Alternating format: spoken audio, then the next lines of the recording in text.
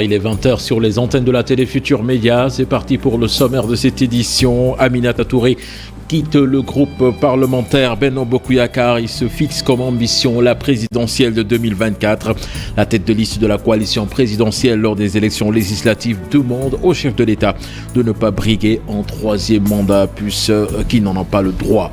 L'ancien parlementaire Aliou Souaré soutient que cette démission aura des conséquences lorsqu'il s'agira de voter des lois organiques. Vous l'entendrez dans ce journal. Il y a 20 ans, le bateau le Joola coulait au large des côtes gambiennes. Retour sur la plus grande tragédie maritime de l'histoire. C'est à suivre tout de suite dans ce 20h. Et puis retour également sur la victoire du Sénégal face à la Bolivie. Aliou Cissé salue la bonne maîtrise de son équipe face aux Sud-Américains. C'était hier à Orléans. Ce sera avec nos envoyés spéciaux Mame Fatou Ndoye et Hamza Diallo. Voilà le sommaire de ce 20h. Tout de suite le développement.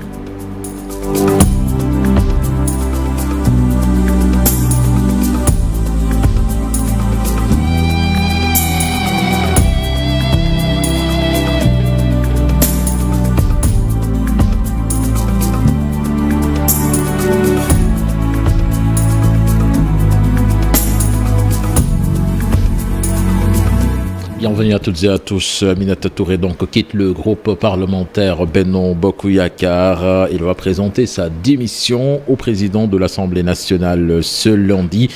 La tête de liste de la coalition Benno Bokk Yakaar lors des élections législatives a déclaré sa candidature pour 2024. Il compte donc briguer le fauteuil présidentiel pour cette élection présidentielle. Il a aussi demandé au chef de l'État de ne pas envisager de se présenter pour un troisième mandat. Compte rendu de sa conférence de presse de cet après-midi signé Habib Faye avec des images d'Aliou Ngagne.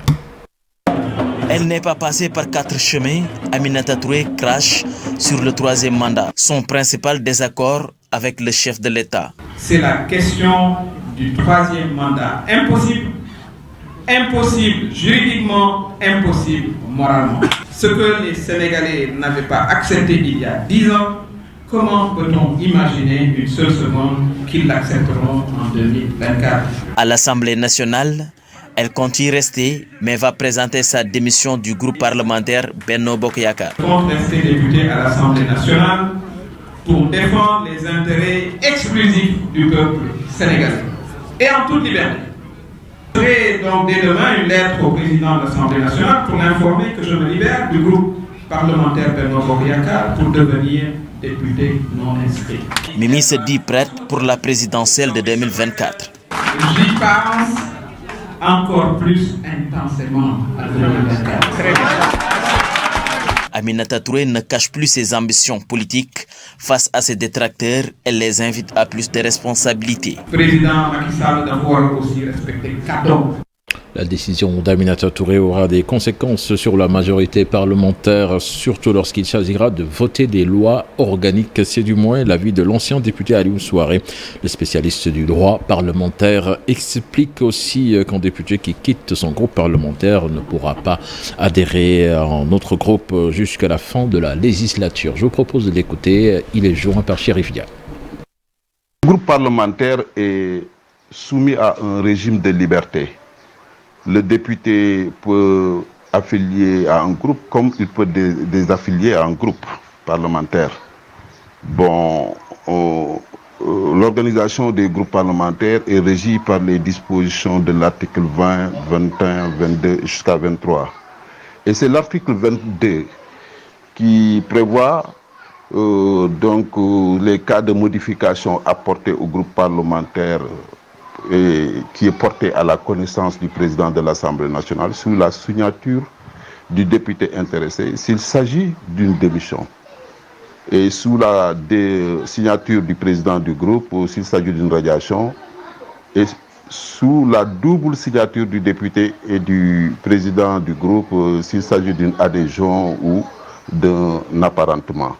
Donc le cas que vous évoquez, je crois que c'est prévu par l'article 22 qui prévoit effectivement que le député a toute sa liberté de démissionner du groupe. Si vous quittez un groupe parlementaire, jusqu'à la fin de la législature, vous ne pouvez plus adhérer à un groupe. C'est la première conséquence. Et c'est l'article 20 qui le prévoit à son deuxième alinéa. Benno Bokk Yakaar, qui a toujours 82, il faut reconnaître que également c'est le groupe majoritaire parce que le groupe Benno Bokk Yakaar, après le départ de Mimi, va se retrouver avec 82 députés. Bon, Yewwi aura 53 et Wallu aura 27. Ça effectivement peut avoir une conséquence s'il s'agit d'un vote peut-être d'une loi organique ou peut-être la majorité absolue est requise. 20 ans. Il y a 20 ans que le bateau le Joola sombrait au large des côtes gambiennes, un naufrage qui a fait officiellement 1863 morts. 20 ans après, les souvenirs sont encore vivaces dans les esprits. Rappel des faits avec Dissa Préra. C'est l'une des plus graves catastrophes de l'histoire de la marine civile. Le 26 septembre 2002, le Joola se retournait au large des côtes gambiennes emportant plus de 2000 personnes. Le ferry battant pavillon sénégalais assurait la liaison entre Dakar et Ziguinchor, et cela depuis 1991 avec 2 rotations hebdomadaires. Mais ce 26 septembre sera son dernier voyage. Arrivé au large des côtes de la Gambie, vers 22h, la vacation radio avec Dakar n'émet plus de signal. Une demi-heure plus tard, le navire se mit à couler. En quelques heures, le bateau est au fond de l'eau. Dans cette nuit noire et pluvieuse, la mer engloutit toutes ses âmes. Un navire qui initialement devait contenir 580 passagers, plus de 800 billets ont été vendus, sans compter les enfants de moins de 5 ans qui voyageaient gratuitement. Durant des heures et des heures, les passagers ont appelé et attendu des secours qui ne viendront que le lendemain matin à 8h15. Un chalutier nommé Artemios arrive sur les lieux et avertit le port de Dakar du retournement du bateau le Joola. Officiellement, 1863 personnes de 12 nationalités sont mortes ou disparues. Des rescapés, il y en a eu 64. Aujourd'hui, l'épave repose à 15 mètres de profondeur. Ce naufrage est la plus grande tragédie maritime que le monde a connue. Mais en 2003, la justice sénégalaise décide de classer le dossier concluant à la seule responsabilité du commandant de bord, lui aussi disparu dans ce naufrage. Des morts et des disparus dans cet accident qui également a laissé beaucoup d'orphelins. Puis à quelques heures de la commémoration de ce 20e anniversaire du naufrage du bateau le Joola, l'Office national des pupilles de la nation a primé les orphelins du Joola qui ont réussi aux examens scolaires du CFE, BFM, baccalauréat. Occasion saisie par le directeur de cette structure pour revenir sur les avancées notées donc dans la prise en charge de ces pupilles de la nation et les préparatifs de cet anniversaire. Abdelaziz Ndiaye, directeur de l'Office national des pupilles de la nation, est avec Lamine Ba et Lamine Mandian. Donc on a 299 pupilles qui sont venus se rajouter aux 720 pupilles qui sont issus du Joola. Et compte tenu des autres orphelins du Joola, parce que ces 720 ne constituent pas effectivement l'ensemble des enfants dont les parents ont péri dans le Joola. Et ça dépasse ce chiffre. Mais les enfants qui ont été pris en charge en tant que pupilles sont 700 au nombre de 720. Mais ils ont atteint l'âge de la majorité aujourd'hui et 299 effectivement sont aujourd'hui pris en charge. Mais ces 299 sont en dehors du lot concernant donc le Joola. Aujourd'hui, chaque pupille qui est donc pris en charge sur le plan pécuniaire reçoit une allocation de 50 000 francs par mois. Donc les 299 pupilles qui sont aujourd'hui pris en charge reçoivent chacun 50 000 francs par mois. Compte tenu des autres formes de prise en charge, parce que les allocations constituent une partie de la prise en charge, mais il y a une autre forme de prise en charge, comme la prise en charge scolaire, les appuis médicaux. Parce que tout simplement, on prend en charge les pupilles de façon holistique, d'une manière holistique, c'est-à-dire une prise en charge intégrée, globale. Donc sur le plan social, sur le plan éducation, sur le plan sanitaire, sur le plan nutritif, etc. Et puis à suivre en spécial Bateau le Joola demain dans votre rendez-vous info du matin. Ce sera à partir de 6h30. Direction Saint-Louis avec les fortes pluies enregistrées cette année dans le Waalo. Le bétail est menacé par certaines maladies. Plus de 2000 bœufs ont été vaccinés. Ouf de soulagement pour les éleveurs qui demandent ainsi la subvention de l'engrais pour se lancer dans l'agriculture afin d'éviter les conflits entre éleveurs et agriculteurs dans la commune de Ross Béthio. C'est Diop. À Ross Béthio, la campagne de vaccination contre le bétail est lancée. Ici, tous les éleveurs des villages environnants se sont déplacés pour se retrouver à Reynabé pour vacciner le troupeau. Pour eux, le moment est crucial avec certaines maladies qui touchent les bœufs à la fin de la saison des pluies. Le bétail est touché par plusieurs maladies, ce qui constitue une menace réelle pour l'élevage dans le nord du pays. Il y a le Waalo, le Safa et la peste des petits. C'est une bonne initiative. Le chef de l'État doit accompagner aujourd'hui les fils du terroir qui aident les acteurs de développement. Le but de cette campagne est de faire face aux maladies comme la pneumocontagieuse bovine et la peste des petits ruminants qui hantent le sommeil des éleveurs. Pour l'initiateur, cette vaccination est au ouf de soulagement. Voilà, cette année-ci, on a jugé nécessaire vraiment de perpétuer exactement ce geste, histoire vraiment de soutenir vraiment les éleveurs de la commune de Ross Béthio. Soulagement parce qu'il y a beaucoup de maladies dans la zone, notamment la pneumonie contagieuse bovine, la dermatose nodulaire contagieuse bovine et la peste des petits ruminants. Donc tout ça là, je pense que les vaccins vont prendre en compte ces genres de maladies. Les éleveurs se sont mobilisés avec le soutien de bonne volonté de la commune pour faire face à ces maladies qui freinent le développement du secteur de l'élevage. Pour éviter les conflits entre agriculteurs et éleveurs de la région, ils prônent la culture fourragère. Nous voulons faire la culture fourragère, donc il faut de l'engrais. Cela va éviter les conflits entre éleveurs et agriculteurs du département. Dans la commune de Ross Béthio, plus de 2000 bœufs ont été vaccinés. La campagne va se poursuivre dans d'autres villages du département. Tivaouane à présent, le Gabon se prépare activement. Les Moustarchidines ou Al-Moustarchidat de Serigne Moustapha Sy en plein dans les préparatifs. Les champs de course de Tivaouane ont accueilli des milliers de fidèles pour le désherbage du lieu qui doit abriter le Gamou. Ce sont des jeunes, des femmes et même des personnes du troisième âge qui se sont mobilisés pour le respect du Nigel. Cher Anta Diop, c'est la terre. Les Moustachidines ou Al-Moustachidat envahissent les champs de course de Tivaouane dès les premières heures de la matinée pour le désherbage et le nettoyage du lieu qui doit abriter la célébration du Maulid. Sous la férule et sous la conduite, sous la présidence effective du responsable moral, Cheikh Seydi Mohamed El Moustapha Sy. Avant 7 heures du matin, les champs de course qui sont d'une superficie de 10 hectares ont été déjà complètement nettoyés par des fidèles déterminés, engagés, dévoués. Des fidèles déterminés, engagés, dévoués, cela témoigne de l'amour, de l'affection que ces jeunes femmes, hommes, portent pour le responsable moral, Cheikh Seydi Moustapha Sy. Ces jeunes hommes, ces personnes même du troisième âge portent pour le responsable moral, Cheikh Seydi Mohamed El Moustapha Sy. C'est inscrit maintenant dans l'agenda du Daïratul Moustarchidine wal Moustarchidat, cette journée de nettoyage du champ de course. Et aujourd'hui, on est très satisfait parce que je suis sûr qu'il y a des gens qui vont venir, ils ne vont pas trouver quelque chose à faire ici parce que le travail a été déjà fait et très bien fait par des jeunes engagés. Les activités du Maulid ont démarré chez les Moustachidines ou Al-Moustarchidat depuis hier. Cette année, Mam Cheikh Ahmed Tidiane Sy, capitaine, le fils de Serigne Moustapha Sy, initie des séries de rencontres d'activités culturelles, artistiques pour rendre hommage au Moukhadam de Seydi El Hadji. Le Centre national de formation des techniciens des pêches et de l'aquaculture et son partenaire Windhoek International ont passé en revue leur coopération. Les deux parties tirent un bilan positif de leur activité. Selon le directeur du centre, avec le partenariat, la qualité de la formation au niveau du centre a été considérablement améliorée. Samuel Faye, directeur du centre, que je vous propose d'écouter au micro d'Abdoulaye Anne.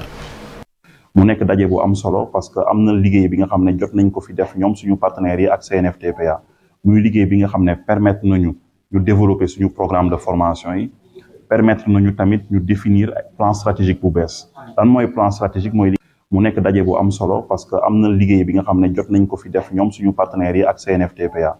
Toutes nos excuses, ce n'est pas la bonne version. Avant de passer à la page des sports, retour sur la sortie d'Aminata Touré. Des responsables de Benno Bokk Yakaar, dont des députés, apportent la réplique à l'ancien Premier ministre. Pour eux, Mimi Touré veut tout simplement justifier sa démission de l'APR. C'est pourquoi elle agite la question du troisième mandat. Abdoulaziz Diop, ancien député, que je vous propose d'écouter des propos recueillis par Younous Diatta. Le professeur a décidé d'entrer enfin dans l'arène politique du côté de l'opposition qu'elle a toujours forcément combattue. Elle veut faire de la politique en ayant comme seul outil la morale. C'est bien d'être vertueuse, mais c'est mieux de s'armer de savoir-faire et de sens de responsabilité pour être d'époque en politique. Comme disait André Malraux, on ne fait pas de la politique avec la morale. Mimi, pour justifier sa démission de l'APR, sans l'assumer moralement, agite le débat sur le troisième mandat que l'opposition veut imposer prématurément, alors que la cible de ce discours suranné, le président Macky Sall, ne s'est pas prononcé sur la question. En légaliste et d'homme politique avisé, le président prendra ses responsabilités dans le sens de l'histoire et dans l'intérêt de la nation. Pour l'instant, les cris d'Orphée n'y changent rien. La page des sports à présent, retour sur ce match de préparation Sénégal-Bolivie hier à Orléans. Malgré un 11 remanié, le Sénégal n'a pas tremblé face au Sud-Américain. Boulaïa marque dès la 3e minute avant de se faire imiter par Sadio Mané sur pénalty à la 45e. Pathé Ciss, pour sa première titularisation, a rendu une copie propre accompagnée au milieu de terrain par Pape Matar Sarr et Pape Gueye. Mamfatou Ndoye, Hamza Diallo. Les Sénégalais de France ont répondu à l'appel de leur équipe nationale. Un Sénégal avec un 11 de départ remanié, Pathé Ciss pour son baptême de feu, Nam en latéral droit, Ballo Touré à gauche, Crépin titulaire pour son retour après quelques mois de blessure. Pas de temps à perdre puisque Boulaïdia ouvre le score dès la 3e minute sur une frappe plein axe. Les Lions dominent les débats, Crépin Diatta et Pape Matar Sarr ont tour à tour des occasions de corser le score. Cela arrivera en fin de première période grâce à un penalty obtenu et transformé par Sadio Mané. Les Boliviens ont difficilement existé dans cette rencontre. Alfred Gomis a passé une soirée tranquille, même si l'équipe de Pablo Escobar a tenté de réagir sur quelques actions. Sorti à la 60e minute, Pathé Ciss a rendu une copie propre pour sa première, bien accompagné au milieu de terrain par Pape Matar Sarr et Pape Gueye. Bamba Dieng, Demba Seck, Gana Gueye, Nampalys et Formose Mendy sont rentrés en cours de match. Dans cette rencontre, le Sénégal s'est montré un cran supérieur, ainsi que l'a reconnu le sélectionneur de la Bolivie. Aliou Cissé salue la bonne maîtrise de son équipe durant cette rencontre, aussi bien sur les transitions offensives que défensives. Au milieu, ça a plutôt bien fonctionné et l'équipe a joué ensemble. Seul regret encore, le manque d'efficacité. Nous l'écoutons, des propos toujours recueillis par Mamfatou Ndoye et Hamza Diallo. On a eu une assez bonne maîtrise en première période, où on a trouvé quand même dans notre animation offensive et notre animation défensive vraiment beaucoup de solidité, beaucoup plus de certitude, beaucoup plus de relations à l'intérieur et à l'extérieur du jeu. Nous améliorons là-dessus par rapport au ratio d'occasion qu'on se crée. Les matchs, quand ils sont difficiles, à un moment donné, il faut être capable de les tuer. Je crois que mon regret aujourd'hui, c'est n'avoir pas marqué plus de buts, mais je ne vais pas faire la fine bouche. Et je sais que voilà, ça a été dans l'ensemble un très bon match. Une équipe qui est qualifiée à la Coupe du Monde, qui vient à peine juste de battre l'Uruguay. Ils sont en capitale confiance. Mais je crois que dans ces périodes-là, ce sont ces genres de matchs-là que nous cherchons. On a changé le groupe. On a essayé des choses depuis un bon bout de temps, comme Moustapha Nam à droite. Il était important aujourd'hui de voir des garçons comme Pape Matar Sarr, des garçons comme Pape Gueye. Je pense que leur comportement a été plutôt satisfaisant. Des garçons comme Ballo Touré, ils ont été quand même assez solides, assez costauds. Donc féliciter. La satisfaction aujourd'hui, j'ai envie de dire, c'est l'équipe. J'ai oublié Pathé Ciss qui a fait un gros boulot aussi. De la Bolivie déjouée par le but encaissé très tôt dans ce match face à une équipe qui voulait marquer vite. Pablo Escobar salue néanmoins le comportement de son équipe qui a su résister. Nous l'écoutons. Pour le début du match, on avait parlé beaucoup entre nous. On avait déroulé une stratégie qui malheureusement n'a pas fonctionné. Haber recibido un gol muy rápido en el partido nos generó un problema. Recevoir un but sitôt dans le match, évidemment, nous a posé un problème. Sabíamos que Senegal, por la calidad de jugadores que tiene y que juegan en las mejores ligas, nos iba a presionar en el inicio. On savait que le Sénégal, par la qualité des joueurs qu'il a, ils allaient faire de la pression dès le début du match. Pero también cuando Bolivia se consiguió acomodarse en el campo de juego. Mais quand on a réussi à s'accommoder dans le terrain, tuvo sus situaciones Bolivia y los dos goles que convierte Senegal fueron errores conceptuales nuestros. On a eu des situations, la Bolivie a pu générer des situations de but et on pense que les deux buts qu'on a reçus, ce sont des erreurs propres de concept. Prochain match pour les Lions, ce sera face à l'Iran, match qui se jouera en Autriche. Sport Navetan Vert, 3e édition. Le directeur général de la Sénélec, Pape Demba Bitèye, et l'ODCAV renoue avec la tradition en remettant aux différentes ASC des arbres au nombre de 1520. Une journée de consécration avec un objectif futur de planter 10 000 arbres à travers le slogan Navetan scolaire. Écoutons Pape Demba Bitèye, des propos recueillis par Fally Gueye. C'est une belle coïncidence que nous célébrons aujourd'hui. Parce que, évidemment, après les Navetan Verts, l'édition de cette année, nous allons planter 1520 arbres. Et rappelons-le bien, l'objectif est d'aller à 10 000 arbres avec les ASC. La coïncidence que nous célébrons, c'est qu'aujourd'hui, après les Navetan Verts, nous allons nous tourner résolument vers les Navetan scolaires. Nous allons désormais chaque année primer les ASC qui auront les meilleurs taux de réussite au CFE. Les ASC qui auront les meilleurs taux de réussite à l'entrée en 6e. Les ASC qui auront les meilleurs taux de réussite au BFM. Les ASC qui auront les meilleurs taux de réussite au baccalauréat. En d'autres termes, il s'agit pour nous de pérenniser l'activité des ASC.